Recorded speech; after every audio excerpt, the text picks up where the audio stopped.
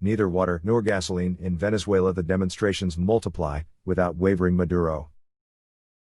Shortages of gasoline, water and electricity. 2 months before the legislative elections, Venezuelans are calling for better public services. But the small scale of these demonstrations and the inability of the opposition to channel the movement do not represent risk for Nicolas Maduro, analysts say. The figure is impressive. Since the beginning of the year, the Venezuelan Observatory of Social Conflicts, OVCS, has counted more than 5,800 protests across the country, plunged into the worst crisis in its recent history. Half of them were aimed at protesting shortages of electricity, water and domestic gas, and 18% against the chronic lack of fuel. In the provinces, and increasingly in Caracas, apagons, power cuts, are commonplace and gasoline shortages are causing kilometer queues at gas stations. However, these demonstrations generally bring together only a handful of residents of a neighborhood or village who block a road, who access a public building, before returning home. On Monday, teachers called for demonstrations to demand better wages, a slogan relayed by opposition leader Juan Guaido. Alas, in full containment due to the COVID-19 pandemic, the response has been timid. In Caracas, only a few dozen paced the streets, according to AFP reporters. Right now, the opposition's capacity to mobilize is almost nil, said Luis Vicente Leon, director of data analysis. And to point out the lack of articulation of the demonstrations which, therefore, do not represent a major risk for the government of Socialist President Nicolas Maduro in power since 2013. The demonstrations are rarer and more sparse in Caracas than in the provinces. And in this hyper-centralized country, if the capital does not move, nothing moves.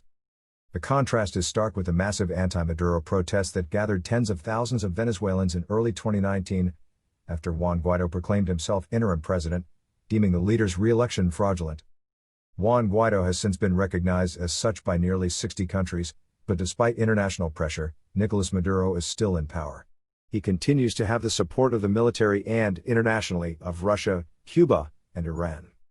In fact, according to data analysis, only 17% of Venezuelans believe that Juan Guaido and the opposition are able to bring about a change of government today.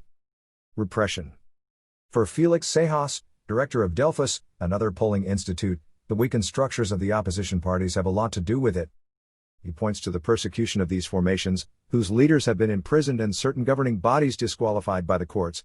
In this context, it is difficult to spur the protests. In addition, explains Marco Ponce, director of the OVCS, Nicolas Maduro tends to militarize towns and villages with demonstrating populations.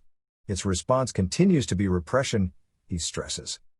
At the end of September, the rural state of Yaracuy, west of Caracas, was the scene of several protests for better public services. Law enforcement officials used tear gas and rubber buckshot to disperse the crowd.